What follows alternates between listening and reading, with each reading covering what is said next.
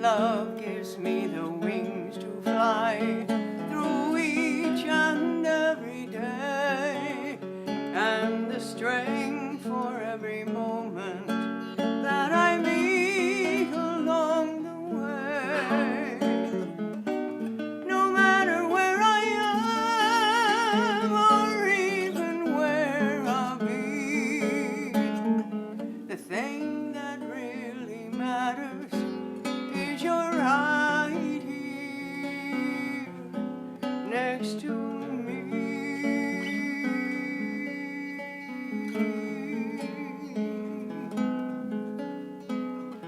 I feel you deep inside my heart and watch you go before. You're behind me and beside me. You're the waves upon the shore. You're the endless blissful ocean. You're the star-filled boundless skies. You're the yearnings in my songs, and you're the tears within my eyes.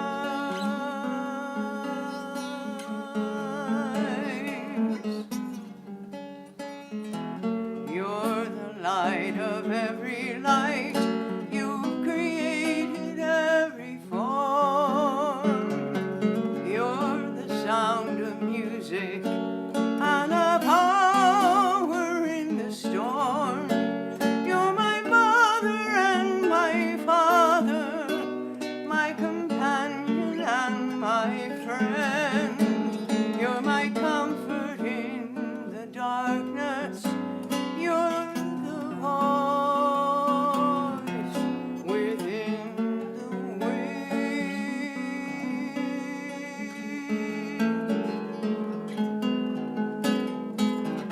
You've shown endless compassion, such mercy and such grace, the wonder of forgiveness and the beauty of your face. You are the master of this world, yet go beyond both time and space, beyond the ever infinite, still filling every space.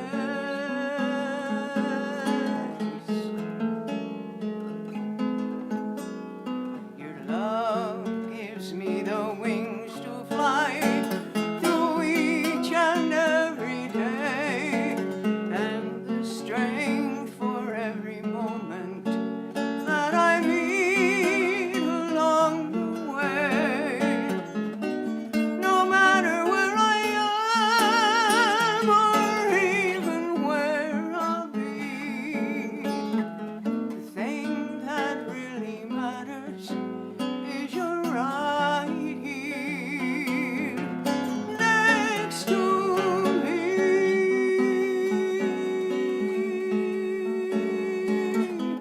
Next to me.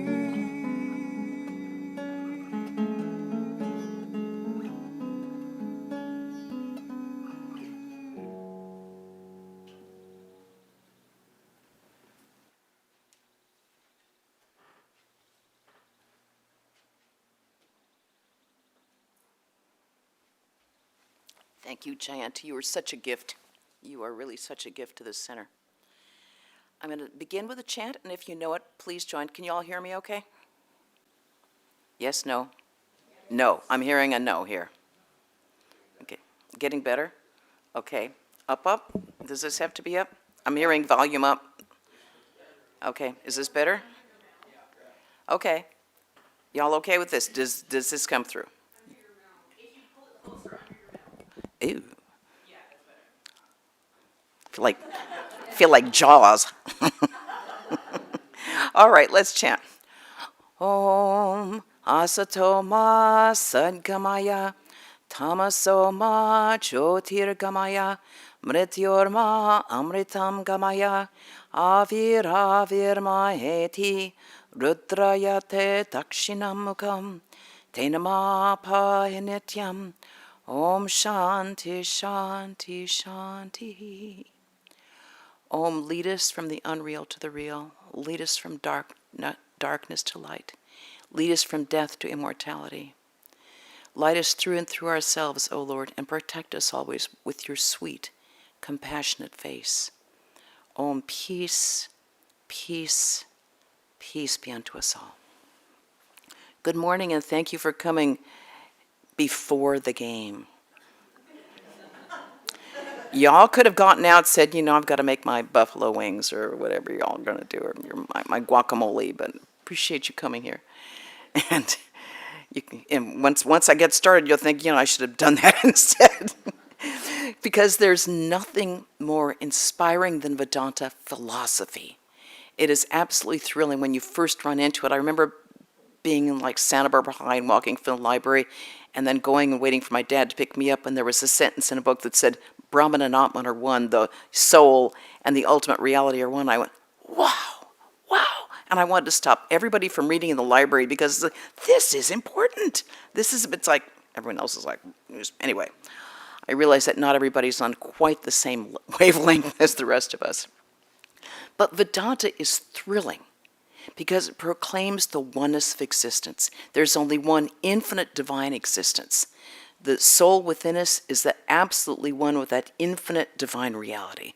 Atman, that soul within us, is absolutely one with the infinite divine reality, Brahman, which is otherwise known as Satchitananda, or infinite consciousness, pure consciousness, absolute, complete existence itself, and infinite joy.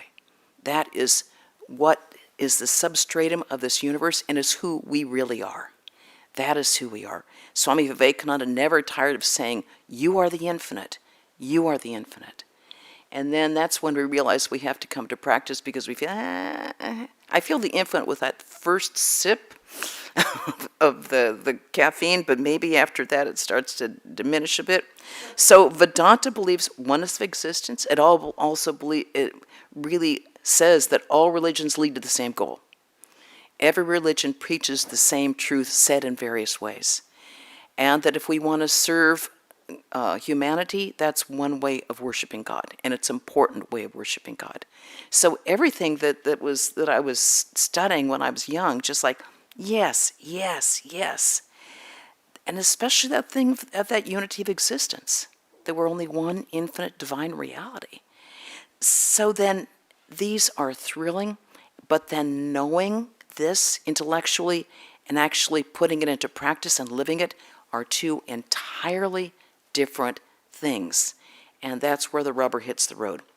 Because we can intellectually get something, but until it's a matter of our own personal experience, it's not real for us. And that's the problem. For us to get anything out of anything, we have to have more than a belief. Beliefs go that far. It has to be our own realization. So it is absolutely our own lived reality. That's where we have to go. Vedanta is never meant to be a static philosophy. It is meant to be lived. It has to be practiced and experienced. All of Vedanta comes from the Vedas, which the wisdom portion of the Upanishads, or the wisdom portion of the Vedas, which are called the Upanishads. All of our teachings come directly from there. And what were these teachings from? The actual experience of the rishis, these illumined souls, these rishis, who had experienced the truth and come to truth face to face. And as Swami Vivekananda pointed out, being a rishi isn't limited to time and place, gender, or race. It is everybody's birthright as a human being. And he said, until every one of us has become a rishi, spirituality hasn't started for us. So the experience of the sages isn't meant to be left with the sages. It has to be our own realization. We have to know it's a universal birthright. And one day or another, we will experience that. It can come to us more quickly if we work on it. It will come to us less quickly if we want to say, oh, I want to enjoy this, I want to do that, I want to do it. Go ahead. Just keep coming around. keep coming around, birth and death, birth and death, birth and death. But eventually we get sick of it. It's like, is this all there is? Isn't there something more than just these little trinkets that life throws at us? It's like it's never quite enough. Because we get a little bit of joy, but we want joy that doesn't just stop. We want joy that doesn't, we want love that doesn't go sour. We want to have fulfillment, like fulfillment that's permanent, not like where we have to recharge the battery and stick the iPhone back in again. We want it to be permanent. We want it to be completely fulfilling. So the goal of human life is to realize our own innate divinity. And that's why we have to practice Vedanta. And the first steps for the practice of Vedanta is locking and loading our ethical virtues. Yeah. Not a popular topic. If I said, let's talk about ethical virtues, y'all would say, I'm going to make those buffalo wings. I'm going to go back home. I think I need to go grocery shopping today. It's not a popular topic. It's like, what is this 10 Commandments from a Hindu point of view? Or, do you think I don't know right or wrong? That is not the point. That's not the point. Because all our spiritual practices, whatever they may be, whether it is prayer, meditation, japa, bhajan, singing divine songs, spiritual study, watching videos that elevate our mind, every single one of them are for the sake of purifying our mind. That's the whole deal. Whether you're on your knees praying, whether you're meditating, doing your japa, holy reading, you're just purifying your mind. When you feel good after doing so, why? You were purifying your mind. It felt good. So Sri Ramakrishna, the 19th century saint who preached all of these truths, said that the pure mind and pure Atman are one. In other words, if our mind is absolutely pure, the Atman within us, that divinity, will shine forth in its own splendor. The Atman is self-luminous. What gets in the way? The impurities of the mind. You have to realize, too, that these impurities run very, very deep, because most of them, almost all of them, are locked in the unconscious mind, and the unconscious mind constitutes between 95 and 99% of our mind. So these unconscious tendencies that we've developed life after life after life have to be purified. How do we start that process? Ethical virtues, ethical virtues. Because these tendencies from previous lives form our mental habit patterns. When we're born, we tend to have certain tendencies. Some kids are like this, some kids are like that. Why? Previous births, impressions from previous births, both good and bad. We all have them, we're all born with them. And then as we get older, these tendencies can become more and more pronounced, and we just go with them. And we go with them because the ego wants to keep them in place. The ego says, that's who I am. Don't try to change me. This is who I am. I am this kind of person. I'm an angry person. I'm an opinionated person. I'm a strong person. If our real identity is locked and loaded into being all of our lower parts, or, it's like the least entrancing parts of ourselves, we need to work on it. We need to work on it and just say, instead of saying, that's who I am, to say, yeah, well, I have these tendencies and I'm going to work on changing those tendencies. So the ethical virtues work at the first, they have different levels. The first level is the basic area of behavior, and then they get subtler and subtler into the areas of thought. And that's where we need to work. It's kind of like weeding. When we weed, you can't just take the top of a weed, right? You got to get down below and pull out the root. That's what these ethical virtues go towards, because they start obvious, it's like duh, and then it gets deeper and deeper. So the ethical virtues are divided into yamas and niyamas.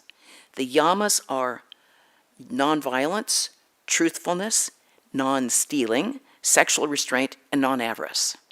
The niyamas, these associated virtues, are cleanliness, contentment, study, austerity, and surrendering the fruits of our actions to the divine. Now, all this sounds like a lot of work and not a lot of inspiration. Okay, spiritual life isn't easy. If meditation is easy for you, you're not doing it right. If you're you're really not. If you think it's easy, it's not. But I'll tell you what, it is fulfilling. It is fulfilling. And after you can actually see some changes happening in our life. And that is very fulfilling. It is truly a joyful and fulfilling life. But it doesn't come easy, and it ain't cheap, and it's not fast. So, this is why I brought you in with practicing Vedanta. So, the other point is we won't find the peace or fulfillment we want, and we crave, unless we start getting into it. We just won't have what we want. So the first one, nonviolence, ahimsa. It's like, why start with something so obvious? It's like, if someone is irritating me, I shouldn't go and kick them in the shins. This has got to be a little more subtle than "thou shalt not kill." Don't kill them. Someone's going to say something about it. So, ahimsa means not harming anyone in any way, either physically or mentally. Which means we can't be knowingly unkind. We can't be demeaning. We can't be aggressive, either in action or thought, because thoughts are powerful. We may not actually think, I want to throw this person through that window, but we may actually wish that person ill in some way. We actually might, if something untoward happens to that person, we may feel happy. That's not good. It's not good for us because it creates yet more bad karma for us. It creates yet more bad scars, bad tendencies for us. And it actually harms that other person. In a very subtle way, it harms that person. We don't want to, that's where the bad karma comes from. We don't want to do that. We don't want to be that kind of person. There is no such thing as righteous anger. It's just anger. It's just anger. We don't want to go there. So, basically, why don't we want to do it? Because it increases our ignorance. Ignorance makes us unhappy. So even for a selfish reason, we shouldn't do it. So what happens if we find ourselves thinking ill of somebody? Change the trend of your thought and think of something good about that person. Everybody has a good side. Everybody has done something good somewhere. Think of those qualities and then pray for that person. Wish them well. We can't go around wishing other people ill. It's bad for us, bad for that person, and bad for the world. Things here are not going to get better if we just go into opposing camps and wish other people ill. That's a really bad way to live, and it's certainly not spiritual life. It certainly doesn't help. Then the second yama is truthfulness, satya. Okay, everybody here knows don't tell a lie, right? What happened to Pinocchio? This is obvious, but you could say, well, Brahman says, Vedanta says, or Shankara says, which is all Vedanta, that the world is unreal. And basically it means this world is constantly changing. But if the world is unreal, then what's the difference between a lie and truth? If it's all unreal, it's all unreal. People do that kind of ridiculous reasoning to get away with stuff all the time. But truth is non-negotiable, because the word satya, or truth, comes from the word sat, being, reality.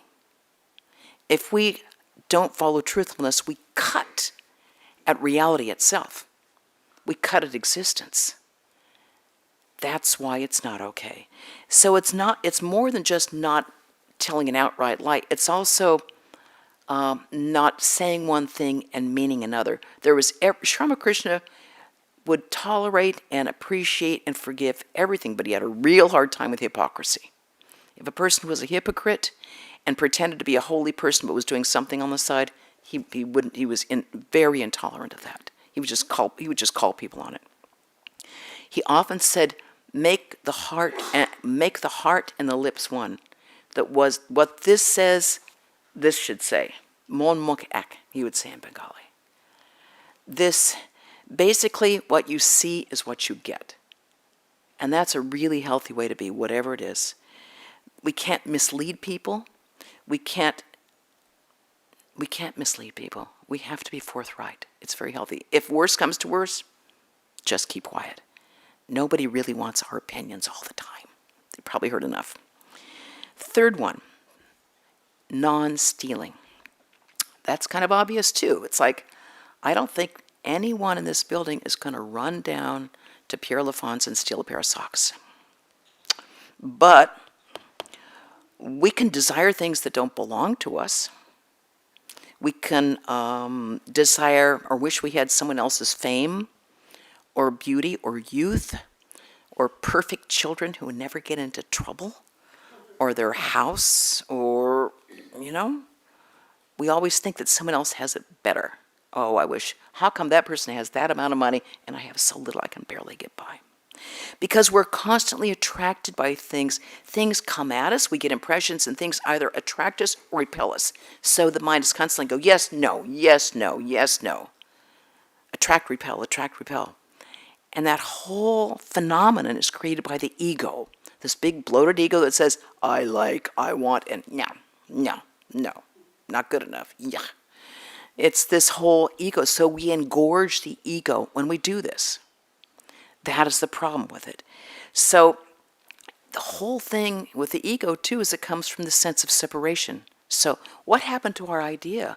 I love the philosophy of Vedanta, the unity of existence, the oneness of all life, no distinction, one soul. It's like, yeah, well, I still want your money. Yeah, I still want your youth. Yeah, I want, why don't my kids get grades like yours? That's where it comes from. So we again accentuate what separates from us from other people. So we have to kind of remind ourselves, we're all in this together. Wherever we are today is the result of our own karma, our own previous thoughts, actions, our own deeds. We put ourselves here, which means this exactly right now is the place where we are going to grow the most. Not where they are, not what they have. Where we are right now. Whatever our background is, whatever our future is, it's where we are this minute. And this is our potting soil where we are meant to grow. And if we're not happy in the potting soil, we better look really closely. When our hearts are pure, we'll feel joy at others' joy. We'll feel sorrow at other people's sorrow. And the 6th chapter of the Bhagavad Gita says, the greatest yogi is one who rejoices in the joy of others and sorrows at other people's sorrow. Because he doesn't feel like you're getting more than me, or I'm glad that happened to you, not me. That's again that sense of separation. That is the greatest yogi, not the guy who can twist up his legs. The guy who really has this tremendous empathy and love, because it doesn't come from emotion, it comes from the experience of oneness. Now, the 4th yama is absolutely the least popular, especially in this country, of ethical virtues, which is sexual restraint, brahmacharya. It is the deal breaker in the practice of Vedanta. Brahmacharya literally means living in the state of Brahman. That's living in the awareness of my existence as being infinite and being absolutely free. That is brahmacharya. So we have to think of ourselves as infinite, free, joyful, loving beings. That's who we are. What prevents us from doing so? Because that's who we are. Our identification with the body and the mind. Simple. All driven by the ego. Body-mind identification. This is temporary. This is temporary. What isn't temporary is the divine within us, the Atman. That isn't temporary. So we think of ourselves as a body-mind complex, and you can tell any person who says, oh, I love Vedanta, I believe in, you're fat. What do you, yeah. You're getting old. You're too old to do this. Or this, whatever it is.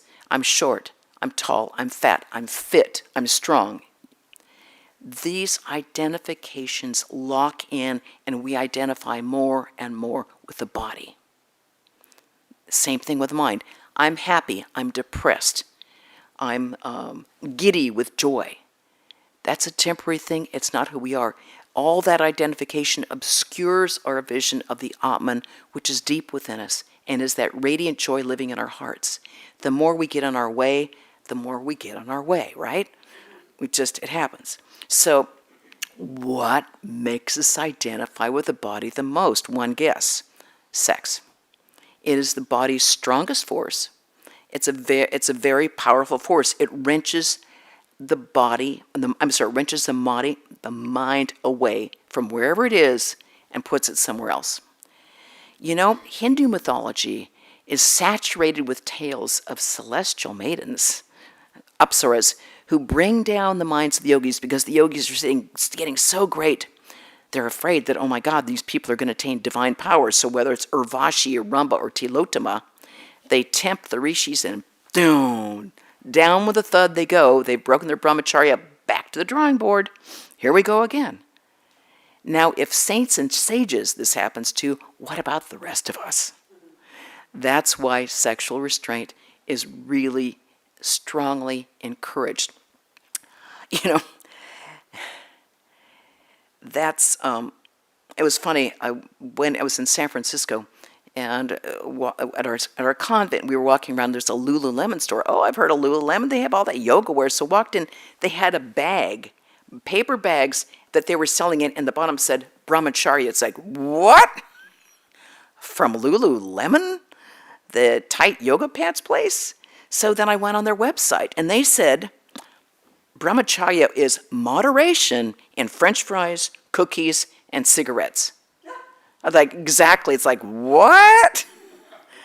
Not a hint, a breath of sexual restraint in there. So then I thought, oh, this is interesting. All these yoga sites don't want people to really know what brahmacharya is because it would make them unpopular. So then I went to like other things about yoga, and I found another site that said that brahmacharya was, quote, the right use of energy. What the hell does that mean? It can mean whatever you want it to mean. That's the point. Because they're like beating around the bush. No, it's sexual restraint. You got to call a spade a spade. Hello. So for monks and nuns, which is like 0.0001% of the population, it means absolute celibacy, thought, word, and deed. Not most of you guys' problem. For people who are not monastics, it is chastity, being faithful to one's spouse or partner in thought, word, or deed, which means you can't have a new partner every week. It means you're not catting around. Thought, word, and deed. For both monks and householders, it is an austerity, and that is the point. To rein in the senses so we have control over the mind. That's the point of it. The last yama is the non-acceptance of gifts, or aparigraha. Why? It is so weird. Who doesn't love Santa? We all love Santa. Santa's a good man. And birthdays, we all like birthday presents, at least cards. What's the problem with it? Okay, well, sometimes a gift can possess us.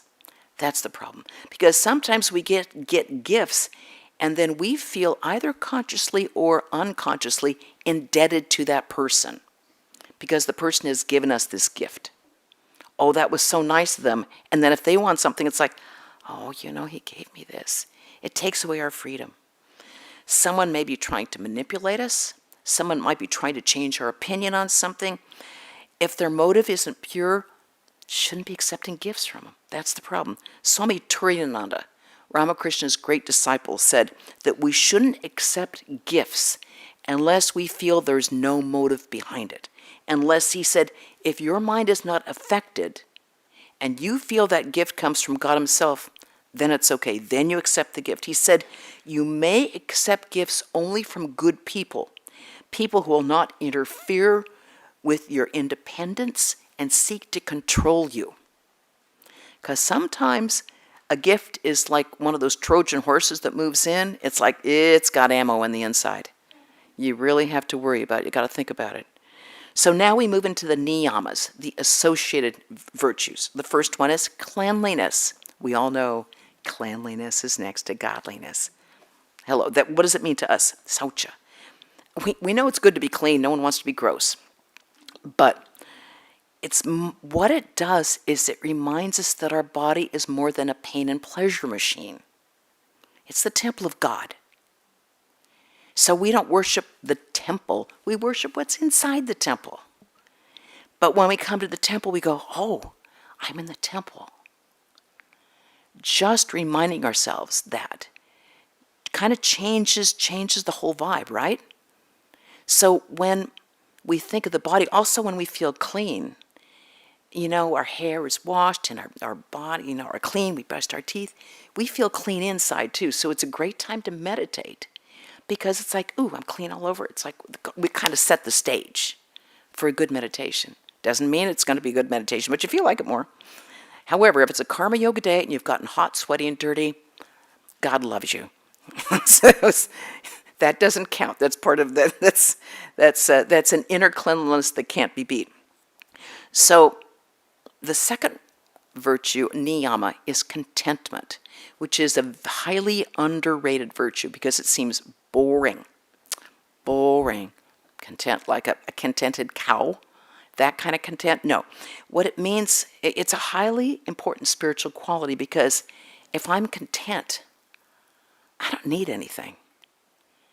If I'm content with where I am, I don't need to be looking around other places for like what's going to make me. I'm content. I'm okay. I don't feel like I need something outside me to make me more than who I am or what I have. But the other thing is that if we want to have peace of mind, we won't have a chance if we don't have a tranquil mind. Because if the mind is restless, we're not going to have tranquility, and we absolutely will not be able to meditate. And this is why santosha. And the secret of santosha is our founder, Swami Prabhavananda, used to always say, be content with outward conditions, but have divine discontent. See, how far have I gotten? I'm not content with my spiritual life. I need to work on it more. I need to really concentrate my mind more. Have discontent for our spiritual life, content with outward surroundings. Does that mean I don't try to get a raise that I deserve? Absolutely. That doesn't mean you're a doormat. But it does mean you're not always reaching for something more, because that might be better. That's a very restless way to live. Third is another one that's going, oh, come on, really? Austerity, tapas, ouch. It seems terrible. It seems so not fun. It doesn't seem. So austerity, actually, when you get down to it, is not like not eating chocolate. That would be terrible. Austerity simply means remembering what our goal of life is and responding accordingly. It's like you're living in a dorm and your roommate says, hey, we're going to party. Come on, let's go. And you go, I got a test. I got a test coming. No, who cares? It's like, no, I want to study for that test because I want to ace that test so I can get an A in my class so I can get into the graduate school I need to get into. That isn't an austerity. It means like I make choices in my life. They're going to be good for me. Because if I party and I don't do well on that test, and I'm going to blow it off. So it's really choosing, really using your intelligence to choose what's going to be the best for you in the long run. What is your goal? Well, then think about your ultimate goal is work backwards. What do I have to do? It's like, isn't it austerity? Okay, your spouse is sick. Your mom or dad is sick. Your dog is sick. And they're sick all night. Are you going to go into bed and put your pillow over your head? No. You're going to be up all night taking care of them. That isn't austerity. It's love. You choose what you want to do. It's love. So same thing with spiritual austerity. You choose out of love, not out of people forcing your arm behind your back and saying you better do this or you're going to be sorry. It's like you do it out of love. Austerity means choosing the good over the pleasant. What they call Shreya and Preya, choosing the good. The fourth one is spiritual study or self-reflection. It means, it's not study like studying for a test. It isn't like reading every scripture you can put your arm around. It means really directing your spirit, your mind up to a higher level, putting your mind on a higher level, and trying to work to keep it there because the mind by nature goes down, down, down, down. We have to actually make an effort to put it up. And all these practices like holy reading, spiritual study, they also includes things like study the scriptures, listening to good material, but it also means meditation and japa, or the repetition of the name of God. Really work to keep our mind on a higher level. Because we have to be aware of what we're putting into our minds. And we generally don't think about it. We just let this be. I mean, we're real careful about what we put into our mouths, but we're not really careful about what we put into our minds, and that can really be to our detriment. We have to be really thinking about what we are putting into our minds, because what goes in stays in. It does not go away. All these impressions we're putting into our mind stay there forever. There is no samskara eraser. If you saw a movie at the age of 4, it is still there. If you smelled a beautiful bush when you were 39, it is still there. If in your previous life you had a memory of doing the same thing, it is still there. They don't go away. They become very subtle. But those subtle impressions called samskaras are what directing our mind now. They're giving us these tendencies we have now. So that's why it is so hard to keep our minds on a higher level, because we've had lifetime after lifetime after lifetime of indulging ourselves, one way or the other. And we put all this stuff in our mind and then expect to well, I don't even remember it. No, you don't, but those impressions are still there. So we have to be super careful about what we choose to put into our minds. That means we shouldn't take in things that activate our anger, our hatred, our greed, our lust. They do not go away. So these things, we shouldn't see things with gratuitous violence.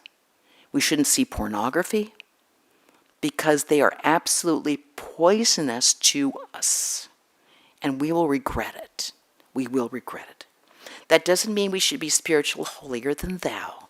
Oh, I don't watch that. It's absolutely good to see things that are elevating, wholesome, interesting, learning things. Fantastic. You just have to be careful of the caliber of what we're taking in. So absolutely watch uplifting movies, television, Olympics, sports. Read newspapers. Let's know what's going on. Journals. But don't allow our minds to go into the cat box and think it's okay. It's not, because their impressions will still be there. We don't want toxic material, and we don't want to put junk food on our mind. We can't put it in our brain either. It stays in. Now, included in svadhyaya are japa and meditation, the repetition of the divine name and meditation. So these practices are absolutely essential in our spiritual journey. So also is vichara, which is also in common with the Buddhist tradition. If you think we're Buddhist, I'm sorry, we're not. We're actually Hindu.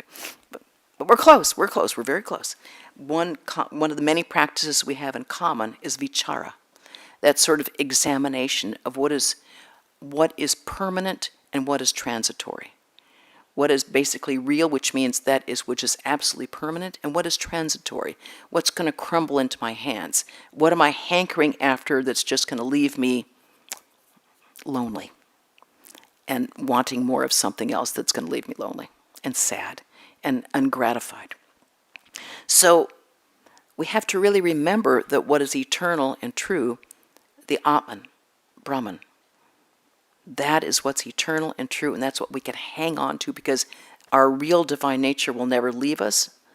It will be there for us always, as are the incarnations of this infinite divine being, whether it be Jesus or Buddha or Radha or Krishna or Ramakrishna, Sardadevi.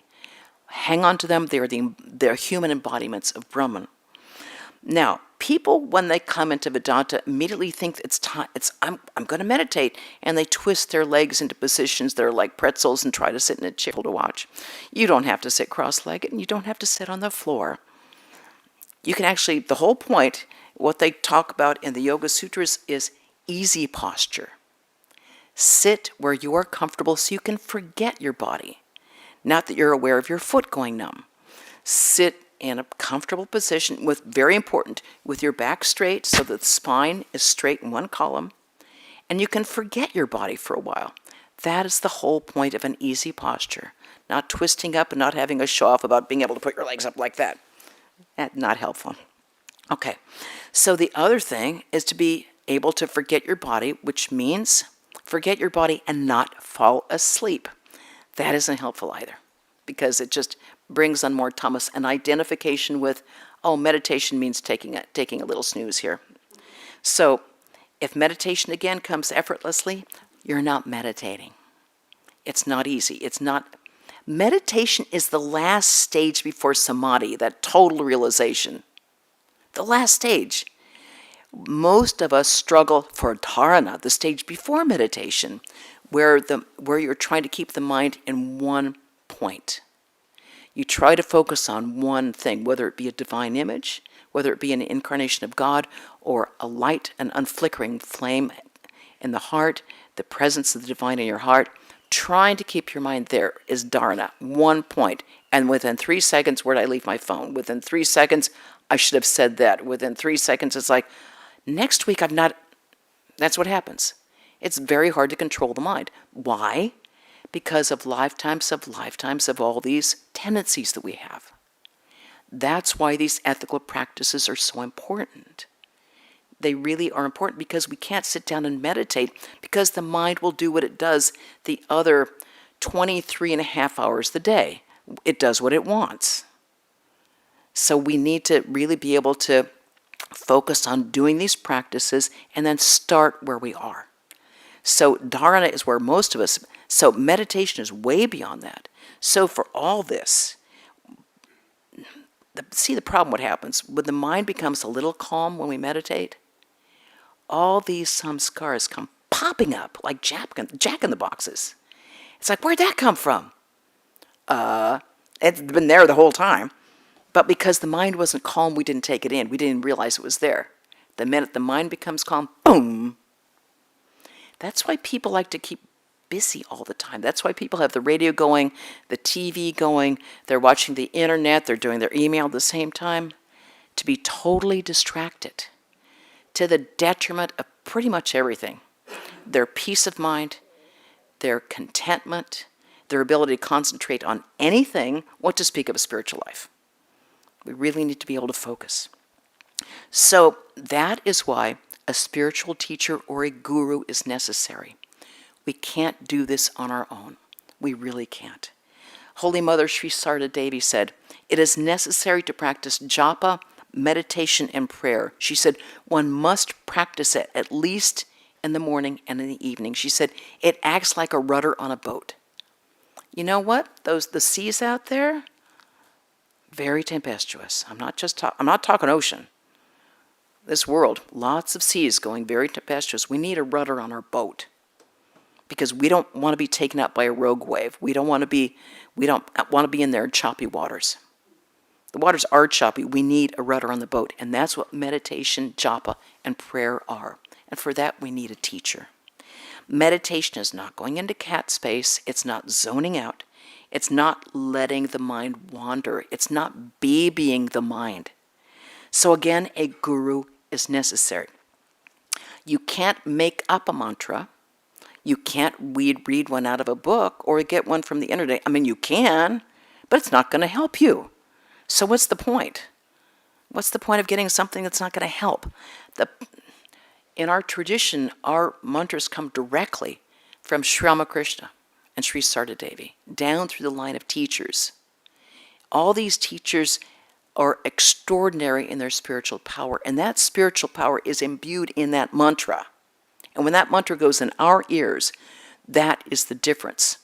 Because when we have been given that mantra imbued with spiritual power, it gives us the ability to focus and really work on our spiritual life. We really need to focus and work on our spiritual life. And we can get stuff on the internet, but it has no power. It's like you brought your air conditioning unit, but you went to a place that has no electricity. You need the electricity. You need the charge in it. You need the power that comes from absolutely pure lives. and illumined teachers. That's the difference.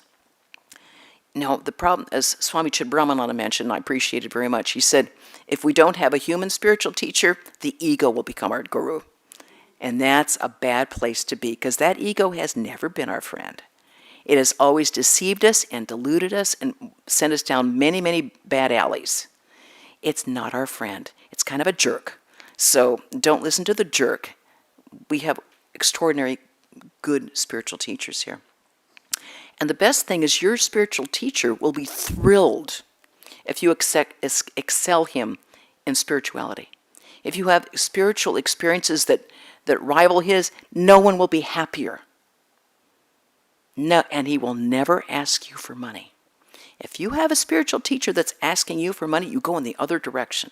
If you have a spiritual teacher that's not leading an absolutely pure life, go in the other direction. The guy's poison. Absolutely. I asked my teacher years ago when I was a kid, I said, how do I tell the real from the fake? He said, look at their lives. They must lead absolutely pure lives and never ask for money. That's the standard. You know, we need teachers to teach us calculus, physics.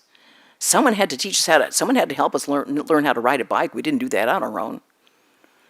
You know, you don't spit a parent and throw the child in the pool and say, good luck, hope you can make it. We get help. And realizing our divine nature is very difficult. That's why this world is not populated by a bunch of illumined souls. It's tough. So we want someone who's been there, who knows the ropes, knows the road, knows the path, and can give us a helping hand and give us that ability to do it. And that's around that we can ask questions to. So, you know, come on, get off your high horse. Get off your high horse. You know, we don't want a surgeon who has never really bothered with a teacher for surgery. It's like, or a lawyer. I can defend you. Never been to law school, doesn't know the first thing about law. That's the problem. The ego takes over. Japa, the repetition of the divine name, deserves not only a lecture on its own, it deserves weeks of lectures. So I'll just put in a little bit. Holy Mother Sri Sarda Devi said, practice japa. That will bring everything. It's like the Walmart of spirituality. One practice that does everything. Because japa, the repetition of the divine name, the repetition of the mantra, can be done anywhere, anytime, no matter what you're doing. Whether you're driving, you're waiting in line, you're stuck in traffic, you're cooking, you're working in the garden, you're shining your shoes, you're lacing your shoes. Who shines hokas? Nobody shines a hoka. Whatever we're doing, we can do it. We can do it. It's one of those. And this is the point. Japa is the one practice that purifies the unconscious mind. It's like the ultimate Brillo pad in spiritual practices. It cleans the unconscious mind. Because it becomes, the more you do it, the more you want to do it, the more it happens, and the more it goes to work. Remember, again, most of our mind is unconscious. It needs help, it needs work. That's what the mantra does. The more we repeat the mantra, the more, and we make a habit of doing it at every chance we get, the more we feel happy because it changes us from the inside out. So repeat the mantra, repeat the mantra, repeat the mantra. And the last of the niyamas, we're getting there almost, is surrendering the fruits of the actions to the divine, which is Ishvara Pradidhana, otherwise known as Karma Yoga. Because when we do some work, when we're doing an action, we do it for some result. I am making this meal because I want to make a good meal. And somewhere in there may be the hope that people will like it or appreciate it. Or let's say my boss has asked me to do a report. So I do this, I work really hard doing this report, and I make sure that it's just flawless, perfect. If I don't get some positive reaction, I can feel it. I notice it. It's like, sir, did you notice that? Did you see it? Yeah, it's not enough. It's not good. Then we become upset. If we don't get a compliment for something we did, it's like, didn't even notice, that's rude. So what we've basically done is made ourselves slaves of another person's reaction. We have given up our freedom to another person. That person didn't like it, so? That person liked it, so? That's the point of karma yoga, the Ishvara Pranidhana, surrendering the results of our actions to the divine. When you hand someone a present, you're like, okay, it's for you. We're not holding on to it. It's gone. It's given. We do something, we offer it for the Lord. We do karma yoga, this action. We do our actions as an offering to God, and then done and dusted. It's over. I've done my part, whether the results are good and bad. I've tried my best. I did it with concentration and with care. That's the best I can do. Please accept it. And then over. It's over. Working unselfishly, so hard. Working with concentration and with skill.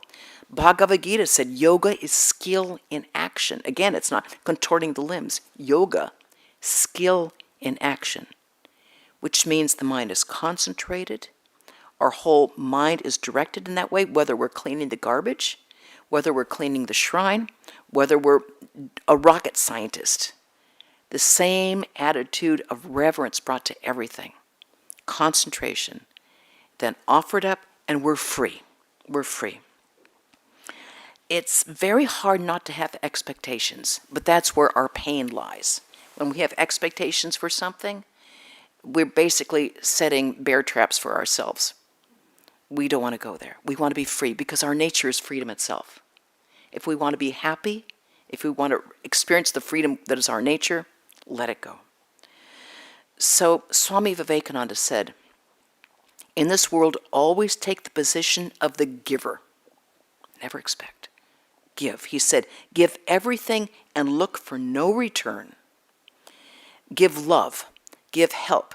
Give service. Give any little thing you can, but keep out barter. That is, I did this, give me that. I did this, give me some praise. I did this, give me a thank you. I did this. Oh, did you receive it? Did you like it? Yeah, the buzzer goes off in the brain. Wrong. Wrong answer. Free. You know, we've completed our ethical virtues, our yamas and niyamas. I really hope that some of this can be helpful to you in your spiritual journey. All I can say is that this journey is very fulfilling, very fruitful, and very joyful. And I can't imagine a better way to spend a lifetime. Thank you.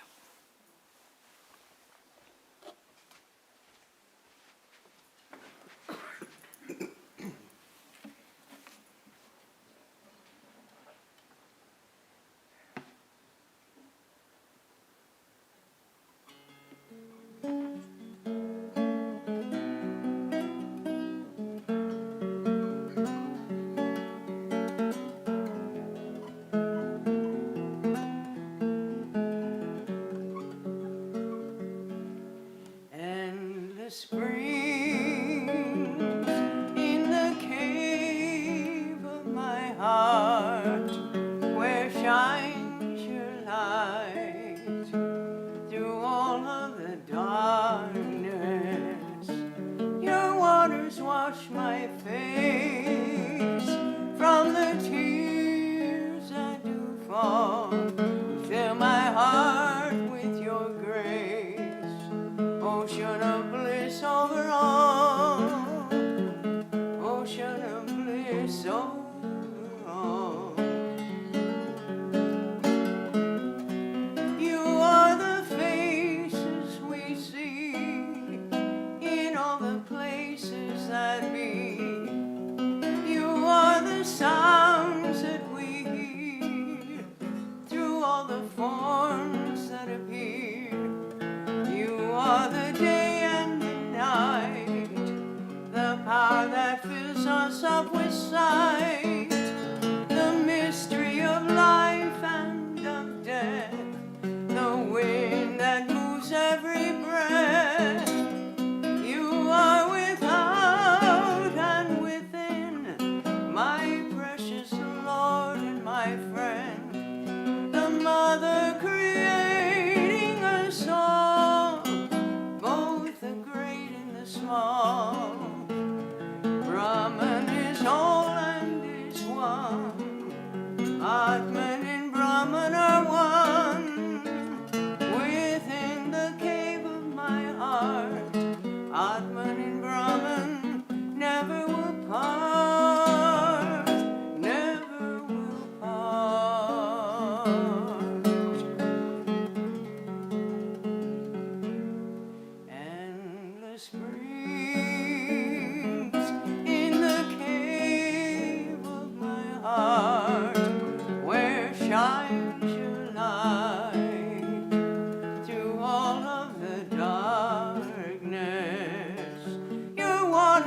wash my face from the tears that do fall.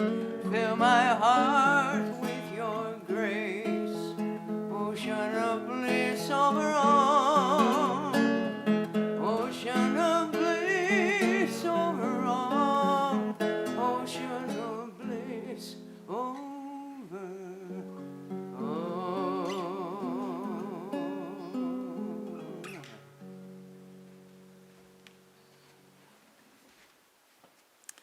Thanks again, Jayanti. I could just sit and listen to your music and not talk. Okay, we got a really interesting, busy week coming up. This coming Wednesday, we will have our reading from Swami Trigunatita. Krishna Prana will be reading that. Then on Saturday, I guess we'll be having our gospel reading with Swami Brahmananda. Okay, at 5 p.m. Please join us for that. A week from today is Shivaratri. So not only will Swami Medhananda be here giving a lecture on Peace Pilgrim and American Vedantin, that will be the usual time on a Sunday, 11 a.m. That night is Shivaratri, which begins at 6 p.m. and goes to approximately 11:30 p.m. There are 4 watches during that time. In other words, 4 individual worships. In between those worships, we have prasad out in the front. We have bhajan singing in that, and everyone can join in. Swami Brahmananda will be singing also. So it is grand 3 days after that. On the 18th, we have Sri Ramakrishna's puja on a Wednesday at 11 a.m. here, followed by a homa fire and prasad. So please come to any and all of those. We love you coming here. This is a place that should be your own place. I'll close with a chant. Om Purnamada Purnamidam Purnat Purnamudachyate Purnasya Purnamataya Purnameva Vashishyate. Om Shanti Shanti Shanti. Om. Filled with Brahman are the things we see. Filled with Brahman are the things we see not. From out of Brahman comes all that is. From Brahman comes all, yet Brahman remains the same. Om, peace, peace, peace be unto us all.